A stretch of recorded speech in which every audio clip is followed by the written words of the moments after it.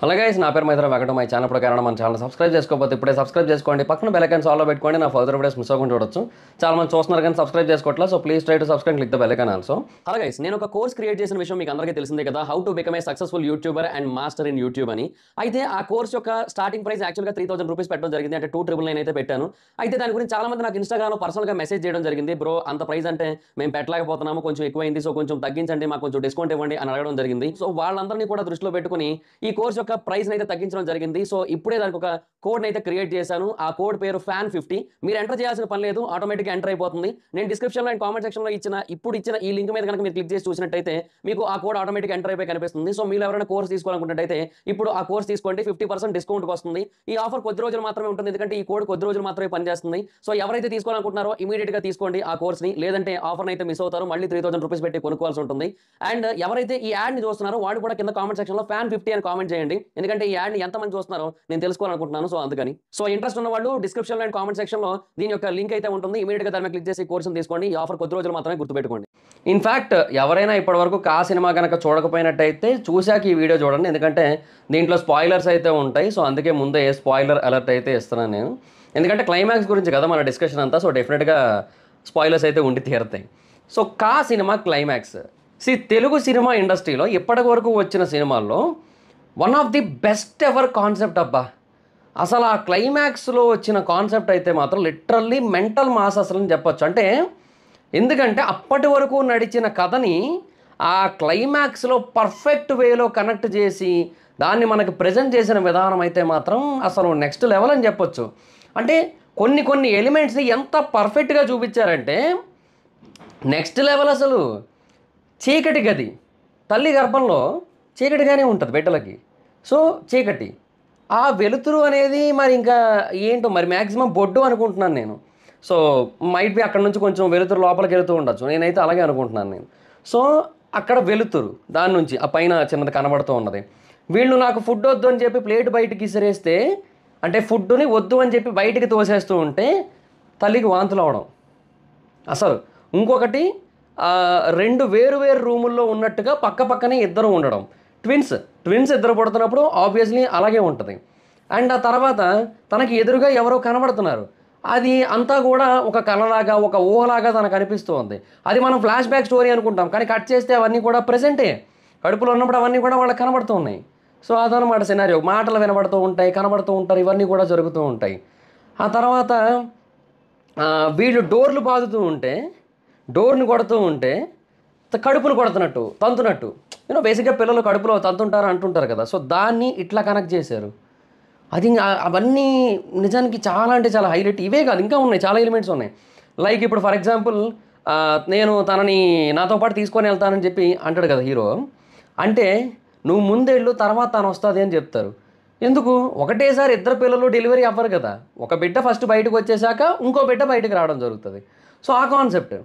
So first ఒకరు వెళ్ళాలి, వెళ్ళిన తర్వాతే ఇంకొకరు. అండ్ ఇంకొక ట్విస్ట్ ఏంటంటే ఇక్కడ బేసిక్గా డోర్ వరకు వెళ్ళిన తర్వాత హీరో పక్క రూమ్లో ఉన్న అమ్మాయిని నేను నాతో పాటు తీసుకొని వెళ్తానని చెప్పి చెప్పడం కోసం డోర్ వరకు వెళ్ళి మళ్ళీ వెనక్కి వస్తాడు. వెనక్కి వచ్చి తనను కూడా నాతో పంపించండి, నేను తనను తీసుకెళ్తానని మాట ఇచ్చానంటే నువ్వు వెళ్ళు, తను వస్తుందని చెప్తారు కదా. సో తను వెళ్ళి వచ్చాడు, సో బిడ్డ అటం తిరిగాడు, అదే చెప్తున్నారు యాక్చువల్గా. సో అది కూడా బుర్రపాడు కాన్సెప్ట్. అసలు నిజంగా చెప్తున్నా, వాళ్ళు అప్పటికే చనిపోయారు అనే విషయాన్ని అసలు ఏమాత్రం ఎక్స్పెక్ట్ చేయలేము, ఆ కాన్సెప్ట్ని ఎక్స్పెక్ట్ చేయలేము. సో ముందు జన్మలో బ్రతికి ఉన్న టైంలో ఒక చెల్లిగా ఫీల్ అయ్యి తన కోసం ఆల్రెడీ చాలా చేశాడు. అంటే ఒక మనిషిని చంపాడు, గొడవలు పెట్టుకున్నాడు, చాలా చేశాడు కదా. సో అండ్ ముందు మనుషులు కొట్టడం ఇవన్నీ కూడా జరిగాయి కదా. సో అలాంటి ఆ అమ్మాయి మళ్ళీ తనకి చెల్లిగా పుట్టడం, ఇద్దరు కలిసి మళ్ళీ జన్మించడం. అండ్ చనిపోయే ముందు ఇంకా ఇద్దరి చేతులు కలుసుకోలేదు. సో మళ్ళీ జన్మలో పుట్టిన తర్వాత తన చెయ్యి పడిన తర్వాతే ప్రాణం రావడం. బా ఏమి కాన్సెప్ట్ అబ్బా. లిటరల్లీ చెప్తున్నా, డైరెక్టర్కి హ్యాట్స్ ఆఫ్ అబ్బా. ఇప్పుడు ఆ సినిమా దగ్గరగా 49 కోట్ల గ్రాస్లో ఉంది, కొట్టేస్తుంది ఖచ్చితంగా. 50 కోట్లు అయితే కొట్టేస్తుంది ఖచ్చితంగా. ఆ డైరెక్టర్స్కే మనం most of the time hats off చెప్పాలి సినిమా పరంగా. కిరణ్ అబ్బోరన్ గారు కూడా డెఫినెట్గా మనం అప్రిషియేట్ చేయొచ్చు, సెల్యూట్ చేయొచ్చు. ఆ కాన్సెప్ట్ని మన వరకు తీసుకురావడం అనేది చాలా గ్రేట్ అసలు. మేబీ మిగతా వాళ్ళు ఎవరైనా తీసుకురావచ్చేమో, బట్ ఇంకెంత టైం పట్టునో. డెఫినెట్గా కిరణ్ అబ్బవరం గారు ఓకే చేశారు కాబట్టి అది ఇంత త్వరగా మన దగ్గరకు వచ్చి ఉండొచ్చు.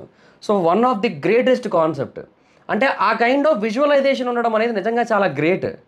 యూనో తల్లి కడుపులో బిడ్డలు ఉన్నప్పుడు ఏమేమి జరుగుతాయో అవన్నీ కూడా చూసుకొని వాటిని ఒక బంధింపబడ్డ గదికి కనెక్ట్ చేసి, ఒక చీకటి గది అని చెప్పి కనెక్ట్ చేసి, అది ఇంకా హైలైట్ అసలు. దానికి మళ్ళీ ఇంకోటి ఇది కూడా ఉంటుంది కదా, ఇది గోడ మీద ఏవో రాస్తూ ఉంటే కితకితలు అవుతున్నాయి అన్నట్టుగా కూడా చెప్తూ ఉంటుంది అమ్మ. అది కూడా నెక్స్ట్ లెవెల్ కాన్సెప్ట్ అసలు.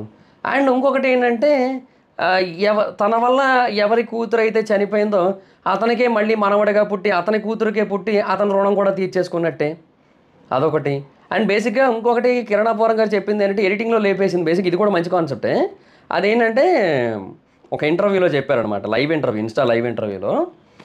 ఏంటంటే ఇప్పుడు బేసిక్గా అభినయ్ వాసుదేవ్ కదా, ఈ అభినయ్ వాసుదేవ్ అనేది ఎవరో కాదు, ఇప్పుడు తను ఎవరికైతే పుట్టాడో ఇప్పుడు వాళ్ళ నాన్న ఉన్నాడు కదా, అతని సర్టిఫికేటే దొబ్బేశాడు చిన్నప్పుడు. అసలు అసలు ఈ పేరు లేదు తనకి, అభినయ్ వాసుదేవ్ అనేది. ఆ సర్టిఫికేట్ దొబ్బేసి 10th క్లాస్ సర్టిఫికేట్ ఆ పేరు తీసుకున్నాడు, అదే పేరు వాడుకుంటాడు. అప్పటి నుంచి ఆ పేరు మీద బతకడం స్టార్ట్ చేశాడు. సో అందుకని అతని పేరు వాడుకొని అన్నాడు బ్రతికి ఆ జన్మను అలా బతికాడు కాబట్టి చనిపోయి మళ్ళీ అతనికే పుట్టినట్టుగా అలా కూడా అనుకున్నారంట. అది కూడా కనెక్ట్ చేసి ఉంటే అది కూడా నెక్స్ట్ లెవెల్ అయ్యి ఉండేది. బట్ దాన్ని ఫస్ట్ హాఫ్ 15 నిమిషాలు ఎక్స్ట్రా వస్తుందని తీసారంట. బట్ ఎనీహో మొత్తానికి one of the greatest concept అది. ఆ కైండ్ ఆఫ్ కాన్సెప్ట్ని మళ్ళీ వాళ్ళే రీక్రియేట్ చేయగలుగుతారో లేదో కూడా తెలియదు. అదైతే మాత్రం ఇంకా చెప్పలేం మనం. అయితే మాత్రం ఆ లెవెల్ ఆఫ్ కాన్సెప్ట్ అయితే తీసుకొని వచ్చారు. సో ఇప్పుడు కా 2, సో ఇంత ఎక్స్ట్రాడినరీ క్లైమాక్స్ ఇచ్చిన తర్వాత, ఇంత ఎక్స్ట్రాడినరీ కాన్సెప్ట్ ఇచ్చిన తర్వాత కా 2 ఉందని వాళ్ళు ఆల్రెడీ చెప్పారు కదా. సో కా 2 ఎలా ఉండొచ్చు? సో బేసిక్గా కా క్లైమాక్స్లో మనకు చెప్పిన పాయింట్ ఏంటి చాలా క్లియర్గా, ఈ అంతరాత్మ, కా అనేది అంతరాత్మ ఎదురుగా ఉన్నది. ఎలా ఊహించుకుంటే అలా కనబడుతుంది. మనం నందిలా ఊహించుకుంటే నందిలా కనబడతారు, తనలా ఊహించుకుంటే తనలా కనబడతారు. సో కా 2లో మనకి కొంచెం వేరే ఈ ప్యాటర్న్ మార్చచ్చు. అంటే ఇక్కడ తనలాగా ఊహించుకున్నాడు కాబట్టి తనే కనబడ్డాడు, ఓకే బాగానే ఉంది. కా 2లో తనలా కాకుండా వేరేలాగా కనబడచ్చు, కానీ ఊహించుకున్నట్టుగా మేబీ మనకు చెప్పొచ్చు. ఫర్దర్గా అట్లా కూడా జరిగే ఛాన్స్ అయితే ఉంది. అది ఎలాగైనా ఊహించుకోవచ్చు, ఏ రకంగా అయినా ఊహించుకోవచ్చు.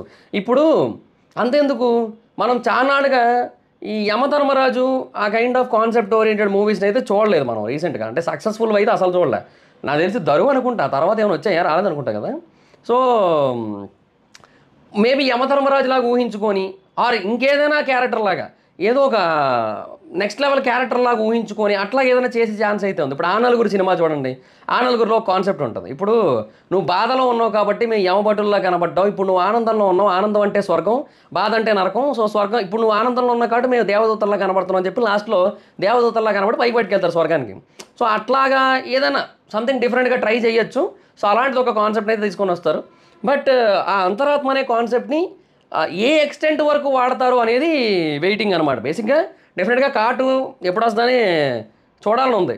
ఎందుకంటే ఆ అంతరాత్మ అనే కాన్సెప్ట్ని అంత పర్ఫెక్ట్గా యూటిలైజ్ చేయడం ఎక్కడో కానీ జరగదు. వీళ్ళు చాలా పర్ఫెక్ట్గా వాడారు ఆ కాన్సెప్ట్ని.